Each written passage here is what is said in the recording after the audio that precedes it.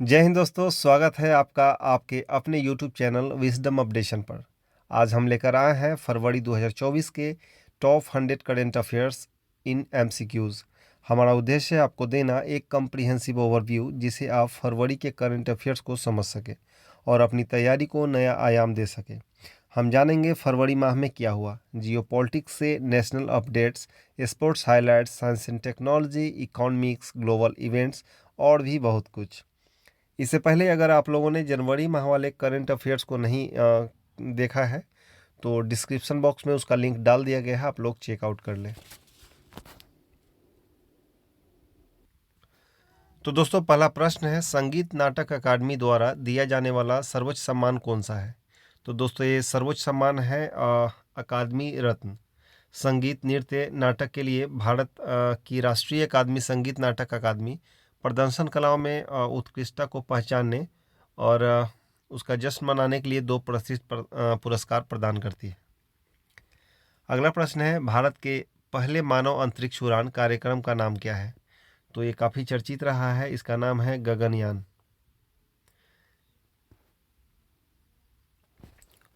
भारत अपने पहले मानव अंतरिक्ष उड़ान कार्यक्रम महत्वाकांक्षी गगनयान मिशन के साथ अपनी अंतरिक्ष यात्रा में एक बड़ी छलांग लगाने के लिए तैयार है। दोस्तों, इसके तहत एनडीए के पूर्व 4 छात्र गगनयान मिशन के लिए जाएंगे, जिसमें से 3 ग्रुप कैप्टन हैं, माफ़ कीजिए 3 विंग कमांडर और 1 ग्रुप कैप्टन जाएंगे। अगला प्रश्न है, संस्कृत में गगनयान शब्द का शाब्दिक अर्थ क्या है? तो गगनयान का शाब्दिक अर्थ है दिव्य वाहन। पहले मानवयुक्त गगनयान मिशन में कितने अंतरिक्ष, जैसे मैंने अभी जिक्र किया, इसमें माफ़ कीजिएगा गलत है, 4 अंतरिक्ष यात्री शामिल होंगे और अंतरिक्ष यात्री गठन के सभी 4 व्यक्ति भविष्य के प्रयासों के लिए योग्य अंतरिक्ष यात्रियों के एक समूह को बढ़ावा देते हुए अपना प्रशिक्षण जारी रखेंगे। जैसे मैंने जिक्र किया, इसमें 3 ग्रुप विंग कमांडर हैं और 1 ग्रुप कैप्टन है। अगला प्रश्न है, किंग चार्ल्स तृतीय के मानद नाइटहुड प्राप्त करने वाले पहले भारतीय कौन है? तो दोस्तों, इसका आंसर होगा सुनील भारती मित्तल। दोस्तों, ये हैं सुनील भारती मित्तल, भारतीय एयरटेल के सीईओ। भारतीय इंटरप्राइज के संस्थापक हैं और अध्यक्ष सुनील भारतीय मित्तल को ब्रिटेन और भारत के व्यापारिक संबंधों में उनकी सेवाओं के लिए ब्रिटेन के राजा चार्ल्स तृतीय द्वारा मानद नाइटहुड से सम्मानित किया गया है। यह प्रतिष्ठित मान्यता उन्हें किंग चार्ल्स तृतीय के तहत ब्रिटिश साम्राज्य के सबसे उत्कृष्ट आदेश के नाइट कमांडर प्राप्त करने वाले पहले भारतीय नागरिक बनाती है। मानद ब्रिटिश पुरस्कारों की सूची में मित्तल के केबीई से सम्मानित किया गया है, जो ब्रिटिश सम्राट द्वारा दिए जाने वाला सर्वोच्च सम्मानों में से एक है। केबीई उन विदेशी नागरिकों को मानद दक्षता में प्रदान किया जाता है जिन्होंने गतिविधि के विभिन्न क्षेत्रों में उत्कृष्ट योगदान दिया है, जबकि नाइटहुड प्राप्त करने वाले युवकों को नागरिकों को सर या डेम शीर्षक दिया जाता है। वहीं मित्तल जैसे गैर यूके नागरिक अपने नाम के बाद केबीई या महिलाओं के लिए डीबीई जोड़ते हैं। तो सुनील मित्तल अब केबीई सुनील मित्तल के नाम से जाने जाएंगे। सर का नाम बहुत आप लोगों ने सुना होगा।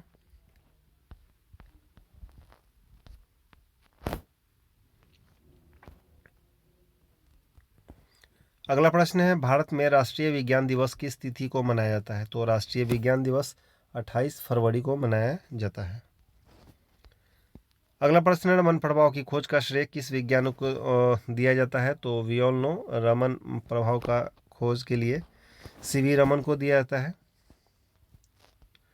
सीवी रमन ने रमन प्रभाव पर अपने काम के लिए किस वर्ष भौतिकी में नोबेल पुरस्कार जीता था? तो नोबेल पुरस्कार इन्होंने 1928 में जीता था। दोस्तों, कुछ करंट के साथ हम पुरानी को मान लेते हैं कि उसे रिलेटेड क्वेश्चन भी कवर करते हैं। ये जीके नाउ करंट अफेयर का नया स्ट्रेटजी है, क्योंकि ऐसा देखा गया है कि जो एग्ज़ाम्स है उसमें करंट के अलावा उससे रिलेवेंट, चाहे वो किसी भी स्ट्रीम का हो, साइंस, हिस्ट्री, जियो पॉलिटिक्स या पॉलिटी, उससे प्रश्न पूछे जाते हैं, तो कवर किया गया है उसके लिहाज को ध्यान को देखते हुए। अगला प्रश्न है, भारत का नया लोकपाल किसे नियुक्त किया गया है? तो भारत का नया लोकपाल न्यायमूर्ति एएम खानविलकर को नियुक्त किया गया है। पंकज उधास किसके लिए प्रसिद्ध है? तो पंकज उधास आप लोगों को पता होगा, पंकज गजल के लिए प्रसिद्ध है। इनके हाल ही में 26 फरवरी 2024 को 73 वर्ष की आयु में मुंबई में निधन हो गया। पंकज उधास अपनी गज़लों के लिए प्रसिद्ध थे, जिनके नाम से जैसे चिट्ठी आई है चिट्ठी आई है, मोहरा से, ना कजरे की धार ना मोतियों की हार, चांदी जैसा रंग है तेरा, एक तरफ उसका घर और आहिस्ता जैसे हिट गाने उन्होंने दिया है। भारतीय नागरिक सुरक्षा संहिता 2023, भारतीय न्याय संहिता 2023 और भारतीय साक्ष्य अधिनियम 2023 के प्रावधान कब लागू होंगे? तो दोस्तों ये लागू जल्द ही 1 जुलाई 2024 से हो जाएंगे। भारत के पहले सेप्टिक टैंक सफाई रोबोट का नाम क्या है? तो इसका आंसर होगा दोस्तों होमोसेप एटम। भारत का पहला सेप्टिक टैंक सफाई रोबोट जिसका नाम होमोसेप एटम है का उद्देश्य देश भर में मैला ढोने की प्रथा को खत्म करना और स्वच्छता अभियान को बढ़ावा देना है। फरवरी 2024 में नई दिल्ली में पीएम द्वारा उद्घाटन किया गया भारत टेक्स 2024 के कार्यक्रम किस क्षेत्र से संबंधित है? तो ये कपड़ा से संबंधित है। शिक्षा मंत्रालय के अनुसार किस शैक्षणिक सत्र में ग्रेड 1 से प्रवेश की आयु 6 वर्ष होनी चाहिए? तो ये 24-25 रखा गया है।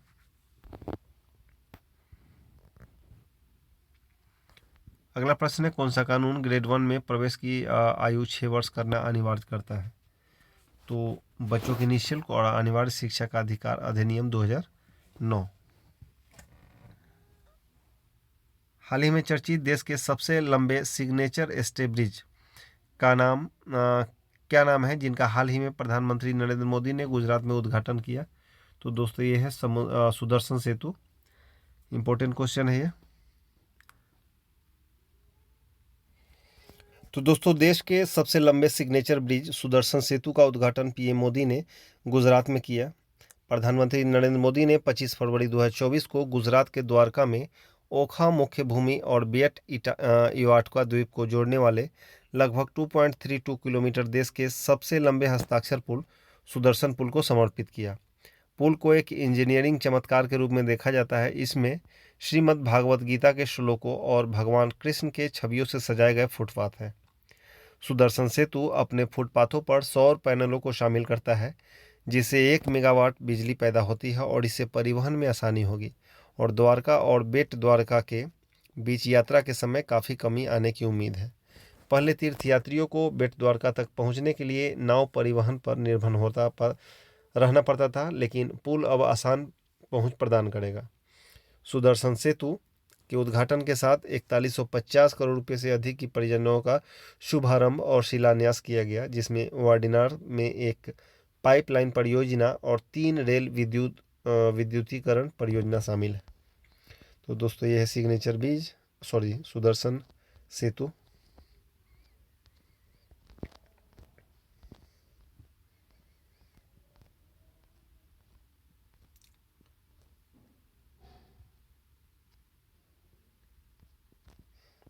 इसका जिक्र करते हैं 3 नए आपराधिक कानून जो 1 जुलाई से प्रभावी होंगे।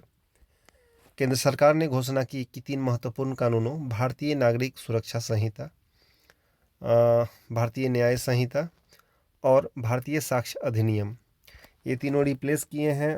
भारतीय नागरिक सुरक्षा संहिता है CRPC क्रिमिनल प्रोसीजर कोड को, भारतीय न्याय संहिता है इंडियन IPC को, इंडियन पिनल कोड का, और भारतीय साक्ष्य अधिनियम है इंडियन एविडेंस एक्ट के रिप्लेस में। गृह मंत्रालय ने एक गजट अधिसूचना के जरिए यह जानकारी दी कि ये कानून दिसंबर 2023 में संसद द्वारा पारित किए गए थे। भारतीय नागरिक सुरक्षा संहिता 2023, भारतीय न्याय संहिता 2023 और भारतीय साक्ष्य अधिनियम 2023 को 1800 अभी मैंने बताया कि भारतीय दंड संहिता, 1898 की आपराधिक प्रक्रिया CRPC और 1832 के इंडियन एविडेंस एक्ट को प्रतिस्थापित करने के लिए निर्धारित किया गया है।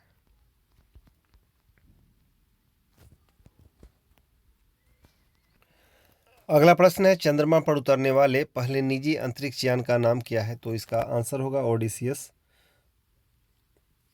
दोस्तों ओडिसियस इंट्यूएटिव मशीन्स द्वारा निर्मित 1972 में अपोलो 17 के बाद चंद्रमा पर उतरने वाला पहला अमेरिकी निर्मित अंतरिक्ष यान बनकर एक ऐतिहासिक उपलब्धि हासिल की, जो एक निजी कंपनी द्वारा चंद्रमा पर उतरने वाली पहली घटना थी। जैसे मैंने बताया, ये इंडुएटिव मशीन्स कंपनी है इसका।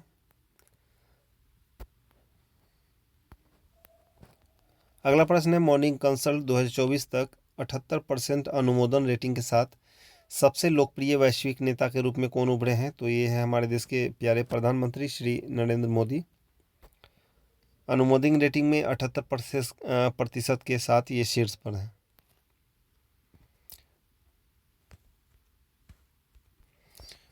दोस्तों इस रेटिंग में सबसे लोकप्रिय नेता के रूप में 78% नरेंद्र मोदी के साथ 78% के साथ नरेंद्र मोदी शीर्ष पर हैं, जबकि दूसरे नंबर पर हैं मैक्सिकन राष्ट्रपति एंड्रेस मैनुअल लोपेज। अर्जेंटीना के राष्ट्रपति जेवियर माइली तीसरे स्थान पर 73% रेटिंग के साथ हैं, जबकि अमेरिकी राष्ट्रपति जो बिडेन विश्व के नेताओं में 11वें स्थान पर है। कनाडा के प्रधानमंत्री जस्टिन ट्रूडो 17वें, ब्रिटेन के प्रधानमंत्री 20वें स्थान पर हैं। अगला प्रश्न है, काकरापार परमाणु ऊर्जा स्टेशन में 2 नए दबावयुक्त भारी जल रिएक्टर में कुल कितना निवेश किया गया है? तो ये 22,500 करोड़ का निवेश हुआ है। 22,500 कहाँ है? बी नंबर पे। ये कहाँ है? तो दोस्तों ये दक्षिण गुजरात के नवसारी डिस्ट्रिक्ट में है। भारत ने चरण 2 Gujarat fibre grid network limited परियोजना से कितनी ग्राम पंचायतों को लाभ होने की उम्मीद है? तो ये 8,000 से अधिक है, ये ज़्यादा इम्पोर्टेंट नहीं है। अंतरिक्ष क्षेत्र में प्रत्यक्ष विदेशी निवेश के संबंध में केंद्र ने हाल ही में किस बदलाव को मंजूरी दी है?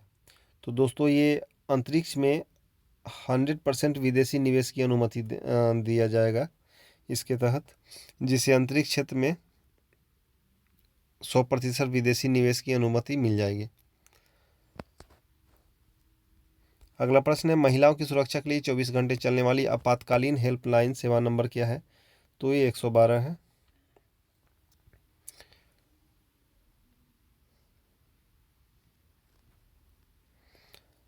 अगला है, रायसीना डायलॉग क्या है? तो रायसीना डायलॉग भू राजनीतिक और भू अर्थशास्त्र पर एक वार्षिक सम्मेलन है।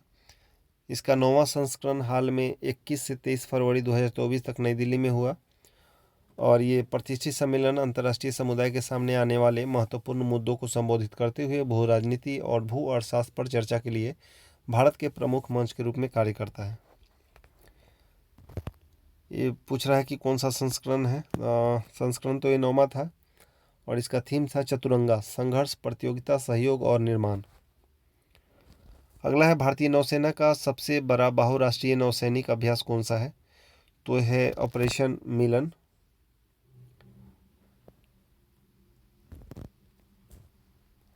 अगला है, भारतीय नौसेना का सबसे बड़ा खेलो इंडिया यूनिवर्सिटी गेम्स महाअष्टलक्ष्मी कहाँ शुरू हुआ? तो ये गुवाहाटी में शुरू हुआ। ग्रीस के वर्तमान प्रधानमंत्री कौन है? चर्चा में है ये क्वारिकोस मित्सोटोकिस। ये हाल में भारत के 4 दिवसीय राजकीय यात्रा पर नई दिल्ली में पहुंचे हैं। अगला है, किस पहल का उद्देश्य लाखों भारतीयों द्वारा उपभोग किए जाने वाले भोजन की सुरक्षा और गुणवत्ता सुनिश्चित करना है? तो ये पीएम अभियान है। राजकोट टेस्ट में प्लेयर ऑफ द मैच, तो ये रविंद्र जडेजा है। इन्होंने 5 विकेट के साथ सेंचुरी भी लगाया था, इसलिए इनको मैन ऑफ द मैच मिला था। अगला है, महिला बैडमिंटन एशिया टीम 2024 का खिताब किसने जीता? तो ये भारत देश ने जीता है। भारत महिला बैडमिंटन टीम ने 18 फरवरी 2024 को मलेशिया के शाह आलम में सेतिया सिटी कन्वेंशन सेंटर में पहली बार, दोस्तों याद रखिएगा, पहली बार बैडमिंटन एशिया टीम चैंपियनशिप का खिताब जीता है। अगला है, उपग्रह इनसैट 3DS का उद्देश्य क्या है? तो मौसम संबंधी अवलोकन करना सबको पता होना चाहिए। इनसैट 3DS किस रॉकेट का उपयोग किया गया था इसके लिए? तो ये है GSLV F-14। अगला है 98वें ज्ञानपीठ पुरस्कार से किसे सम्मानित किया गया है। तो ज्ञानपीठ सम्मान पुरस्कार गुलजार और जगत गुरु रामभद्राचार्य दोनों को किया गया है। गुलजार जी जाने माने गीतकार हैं और विद्वान जगत गुरु रामभद्राचार्य संस्कृत के हैं विद्वान। अगला है स्लमडॉग मिलियनेयर के किस गीत ने गुलजार की अंतर्राष्ट्रीय जय हो। पेटीएम पेमेंट्स बैंक का संचालन करने वाली कंपनी कौन है। काफ़ी चर्चा में है ये 197 कम्युनिकेशन है, इसका डिटेल्स देख लेते हैं। तो दोस्तों आरबीआई ने बैंकिंग विनिमय अधिनियम 1949 की धारा 35 के तहत अपनी शक्तियों का प्रयोग करते हुए 197 कम्युनिकेशन द्वारा संचालित पेटीएम पेमेंट्स बैंक लिमिटेड पर व्यावसायिक प्रतिबंध लगाया है। यानी इनको आरबीआई द्वारा मॉनेटरी फाइन लगाया गया है। इनके अनियमितता के लिए ये लगातार पिछले कई सालों से कुछ आरबीआई के जो गाइडलाइंस थे उसके दिशा निर्देशों का अवमानना कर रहे थे। एक प्रश्न है, रविचंद्रन अश्विन पहले टेस्ट इतिहास में 500 विकेट लेने वाले एकमात्र भारतीय क्रिकेटर कौन है। रविचंद्र अश्विन से पहले, तो अश्विन से पहले ये थे अनिल कुंबले, दूसरे नंबर पर हो गए हैं रविचंद्र अश्विन। भारतीय सेना के वर्तमान प्रमुख कौन है। तो वर्तमान प्रमुख है जनरल मनोज पांडे जी। इससे पहले थे नरवणे जी और बिपिन रावत पहले general Bipin Rawat first chief of defence staff थे। इसके अलावा अगर भारतीय सेना के प्रमुख के रूप में देखें तो ये मनोज पांडे 30वां, ये 29 थे। बिपिन रावत 28 थे और general दरबीर Singh Suhag 27वें army chief थे।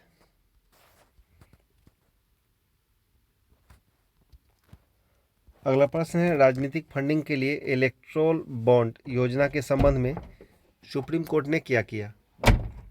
तो ये योजना को अमान्य कर दिया गया है इनके द्वारा। सुप्रीम कोर्ट ने राजनीतिक फंडिंग के लिए इलेक्टोरल बॉन्ड योजना को अमान्य कर दिया है। सर्वोच्च न्यायालय ने किस आधार पर इलेक्टोरल बॉन्ड योजना को नागरिकों के अधिकारों का उल्लंघन करने वाला घोषित किया। तो ये सूचना के अधिकार का उल्लंघन के तहत इन्होंने किया है ऐसा। इसके तहत क्या होता है कि 5 न्यायाधीश की पीठ वाली अदालत ने 15 फरवरी 2024 की घोषणा में यह योजना नागरिकों के सूचना के अधिकार का उल्लंघन करती है। इलेक्टोरल बॉन्ड क्या है। तो दोस्तों ये बॉन्ड के द्वारा भारत के विभिन्न राजनीतिक पार्टियों को चंदा दिया जाता है। अगला प्रश्न, 2024 T20 विश्व कप के लिए भारतीय क्रिकेट टीम के कप्तान के रूप में किसे पुष्टि किया गया है। तो बीसीसीआई सचिव जय शाह द्वारा 15 फरवरी 2024 को रोहित शर्मा को कप्तान के लिए पुष्टि किया है। यही अभी भारतीय टीम को नेतृत्व करेंगे। ये मैच कहाँ होगा। तो बारबाडोस में वेस्ट इंडीज़ में होगा, वेस्ट इंडीज़। अगला है, कहाँ आयोजित किया जाएगा। हाँ, तो ये 3 स्थानों, कैरेबियन में 6 स्थानों का उपयोग करेगा। यूएसए, वेस्ट इंडीज़, इसके अलावा 2-3 और देश हैं। कब से होगा। तो ये 1 जून 2024 से 29 जून तक चलेगा।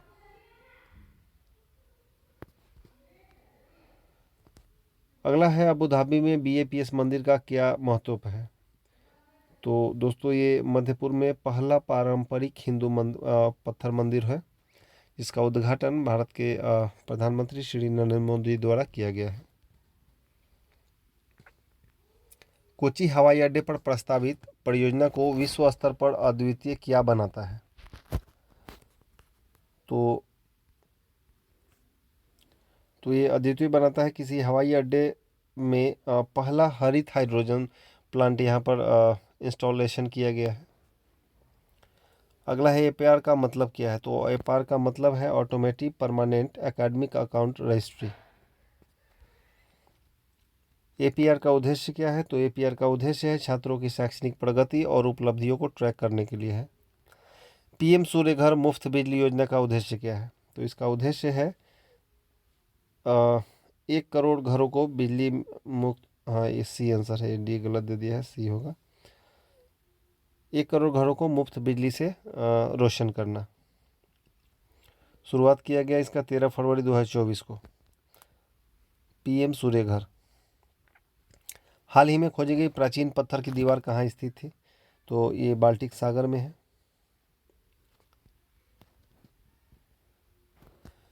कौन सा शहर विश्व की पहली एयर टैक्सी सेवा शुरू कर रहा है? तो ये दुबई में शुरू किया जा रहा है। अगला प्रश्न है, कतर में भारतीय नौसेना कर्मियों को हिरासत में लेने का कारण क्या था? तो उनका जासूसी कारण बताया गया था। हालांकि सभी 8 जो एक्स नेवी पर्सनल थे उनको भारत के प्रधानमंत्री श्री नरेंद्र मोदी द्वारा और विदेश मंत्री एस जयशंकर के कूटनीति या विदेश नीति कहिए उनके द्वारा सभी को रिहा कर दिया गया है और ये सकुशल भारत वापस आ गए हैं। हाल ही में उनको मृत्यु दंड दिया गया था कतर के हाई कोर्ट के द्वारा। अगला है, प्रधानमंत्री चौधरी चरण सिंह को भारत रत्न देने की घोषणा के बाद किस राजनीतिक दल ने सत्तारूढ़ एनडीए गठबंधन में शामिल होने का फैसला किया है? तो ये है राष्ट्रीय लोकदल आरएलडी। आरएलडी के बारे में जाने तो ये चौधरी चरण सिंह के पोते जयंत चौधरी अभी इसके प्रमुख हैं। अच्छा, ये अगर पूछ रहा है कि भारत रत्न, तो पिछले महीने से अब तक इस साल यानी कि 2023-24 में भारत रत्न 5 लोगों को दिया गया है। पहला है चौधरी चरण सिंह। इनफैक्ट पहला तो कर्पूरी ठाकुर हुए, बिहार के कर्पूरी ठाकुर। उसके बाद लाल कृष्ण आडवाणी, एमएस स्वामीनाथन और चौधरी चरण सिंह।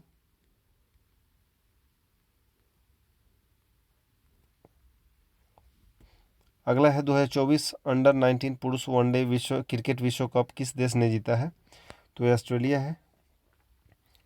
ऑस्ट्रेलिया ने 11 फरवरी 2024 को दक्षिण अफ्रीका के बेनोनी में फाइनल में भारत को 79 रनों से हराकर अंडर 19 पुरुष वनडे क्रिकेट विश्व कप जीत लिया है। ये तो अंडर 19 है। इसके अलावा पुरुष वनडे विश्व कप भी 2023 में भारत को हराकर वर्ल्ड कप जीता था इन्होंने। अगला है, कौन से भारतीय प्रधानमंत्री, उप प्रधानमंत्री, उत्तर प्रदेश के मुख्यमंत्री और केंद्रीय गृह मंत्री मामलों और वित्त मंत्री के रूप में कार्य कर चुके हैं? तो ये चौधरी चरण सिंह हैं। अभी हम लोगों ने चर्चा किया कि इनको भारत रत्न भी दिया गया है इस साल। किस प्रधानमंत्री को अपने कार्यकाल के दौरान भारतीय अर्थव्यवस्था को खोलने का श्रेय दिया जाता है? तो ये पीवी नरसिम्हा राव, इनको भी भारत रत्न मिला इस बार। भारत के हरित क्रांति के जनक एम एस स्वामीनाथन। ये सब क्वेश्चन रिपीटेड इसलिए आ रहे हैं क्योंकि ये तीनों भारत रत्न अवार्डी हैं इस बार के और इनसे संबंधित प्रश्न पूछे जाने की संभावना है। रेपो रेट का उद्देश्य क्या है? तो रेपो रेट बाजार में धन आपूर्ति को विनियमित करने और मूल्य मुद्रास्फीति का मुकाबला करने के लिए है। रेपो रेट वह ब्याज दर है जिस पर बैंक अल्पकालिक तरलता अंतराल को संबोधित करने के लिए आरबीआई से धन उधार लेते हैं। अगला है, भारत और म्यांमार के संदर्भ में एफएमआर का क्या अर्थ है? तो ये है फ्री मूवमेंट रेजिम। 2024 में सैफ अंडर 19 महिला चैंपियनशिप किसने जीती? तो आंसर होगा इसका भारत ने अंडर 19 महिला चैंपियनशिप का विजेता बनकर उभरा। हराया किसको? 8 फरवरी 2024 को ढाका में दक्षिण एशियाई फुटबॉल महासंघ की अंडर 19 महिला चैंपियनशिप का विजेता बनकर इन्होंने उभरा। लोकसभा में वित्तीय विधेयक 2024 किसने पेश किया? तो वित्त विधेयक भारत के फिनांस मिनिस्टर वित्त मंत्री निर्मला सीतारमण ने। अगला है, सरकार राष्ट्रीय राजमार्गों पर टोल संग्रहण के लिए कौन सी तकनीक लागू करने की योजना में है? तो ये सैटेलाइट आधारित जीपीएस की योजना में है।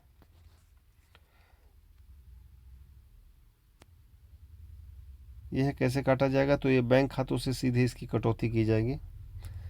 अगला है, गुयाना के वर्तमान प्रधानमंत्री कौन है जो फरवरी 2024 में भारत का दौरा करेंगे नहीं कर चुके हैं? ये है मार्क फिलिप्स।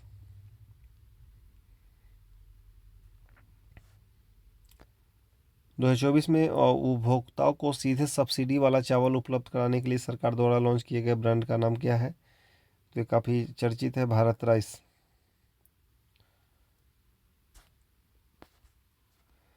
सार्वजनिक परीक्षा विधेयक का उद्देश्य है इसका निष्पक्ष सार्वजनिक परीक्षा सुनिश्चित करना, पर ये हो नहीं पाता है।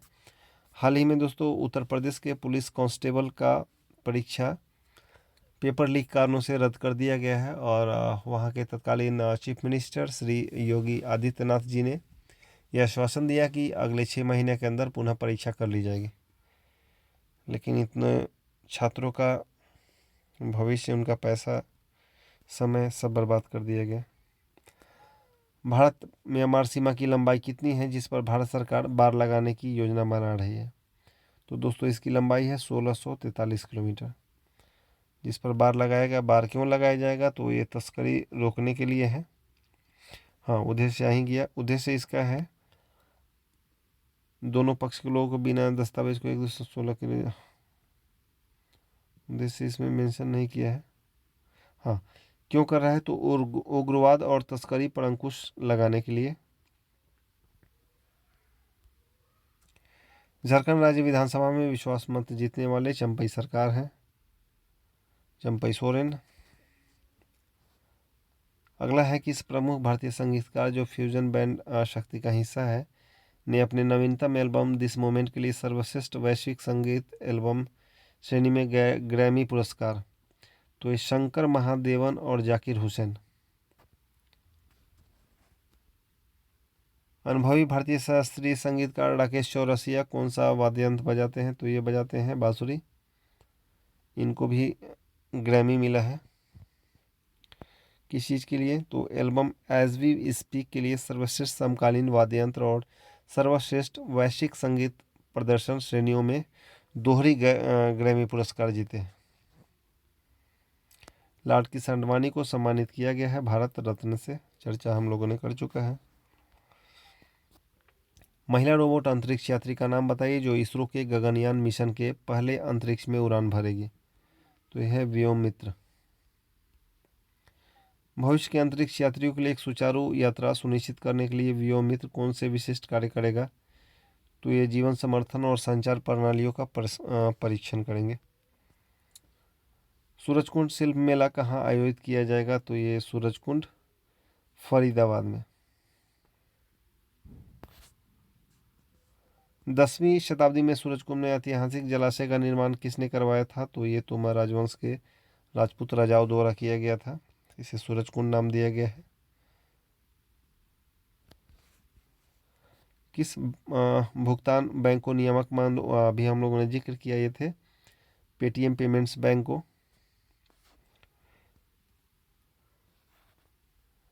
प्रतिबंध लगा दिया गया है। नियामक मानदंडों के उल्लंघन और लगातार गैर अनुपालन के बारे में चिंताओं के कारण कार्रवाई की गई है।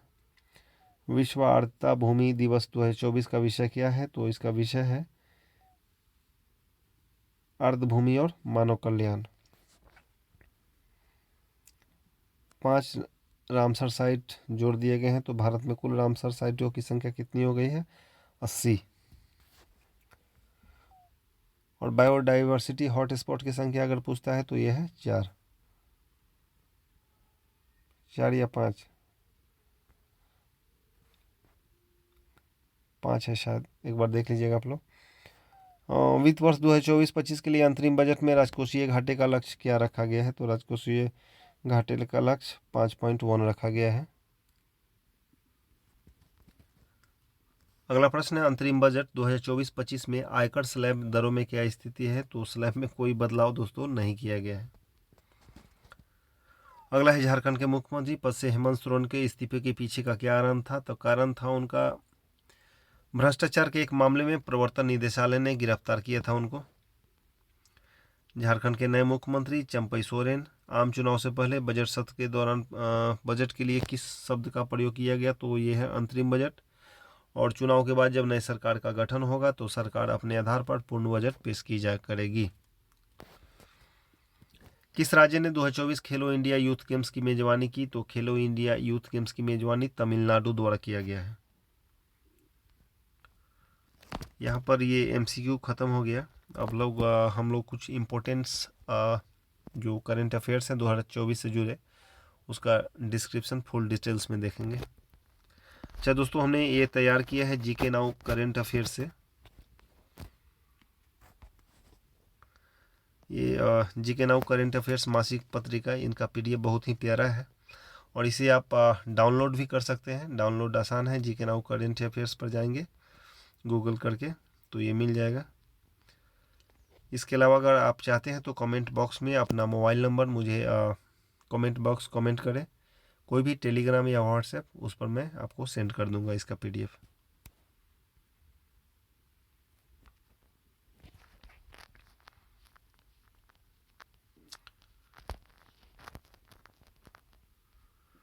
ये हम लोगों ने जिक्र कर चुके हैं। रायसीना डायलॉग हो गया है, ग्रीक प्रधानमंत्री। इसको पढ़ते हैं। कतर ने जासूसी के आरोप में खाड़ी देश में हिरासत में लिए गए 8 पूर्व भारतीय नौसेना कर्मियों को रिहा कर दिया है। एक महत्वपूर्ण कूटनीतिक उपलब्धि में कतर से 8 पूर्व भारतीय नौसेना कर्मियों को रिहा कर दिया गया है, जिन्हें जासूसी के आरोप में खाड़ी देश में हिरासत में लिया गया था। इन दिग्गजों को अगस्त 2022 में हिरासत में रखा गया था। इस घटनाक्रम से संबंधित मुख्य बिंदु इस प्रकार हैं। ये 9 लोगों के नाम हैं।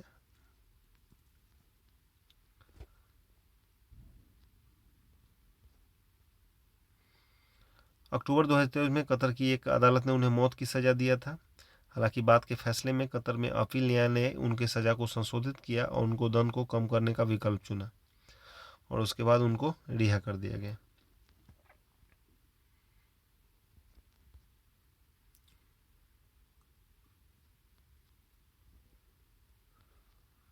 सरकार ने अंतरिक्ष क्षेत्र में 100% FDI की अनुमति दी है।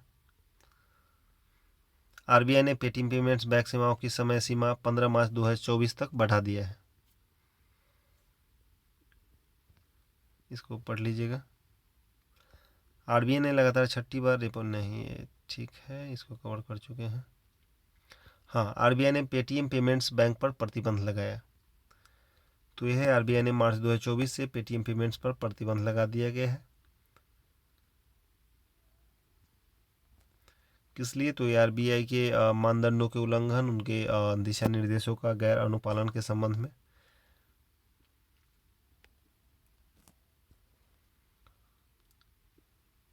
पंकज उदास का निधन, जगत गुरु को ज्ञानपीठ पुरस्कार।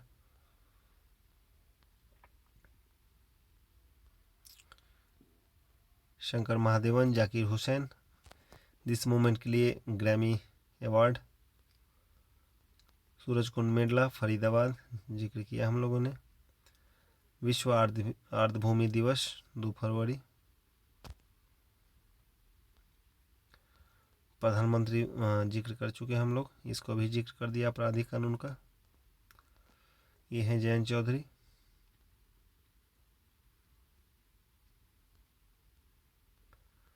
चंपई सोरेन नए चीफ मिनिस्टर। भारत के नए लोकपाल न्यायमूर्ति AM Khanwilkar. Signature bridge, Sudarshan Setu. Kakrapar परियोजना।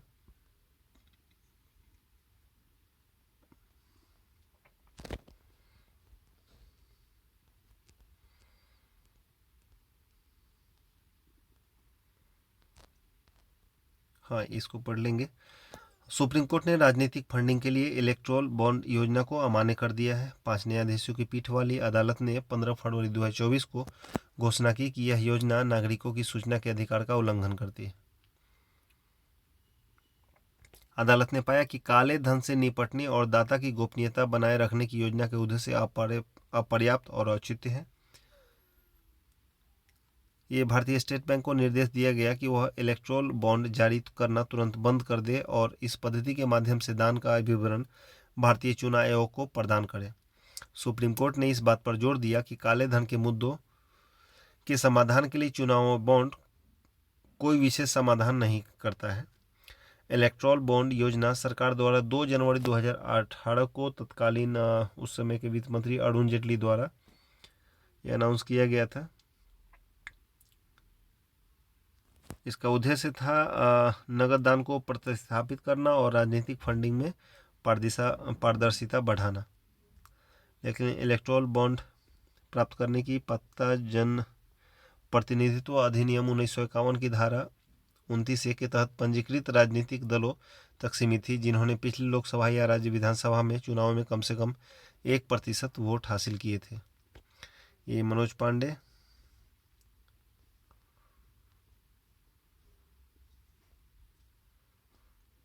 Chaudhary Charan Singh, PV Narasimha Rao, M S Swaminathan, और इससे पहले थे लाल कृष्ण आडवाणी और कर्पूरी ठाकुर, बिहार के पूर्व मुख्यमंत्री।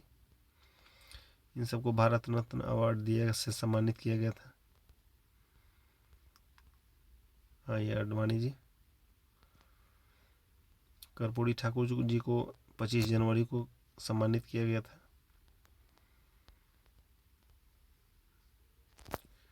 हरित hydrogen plant, Cochin airport, Kochi airport.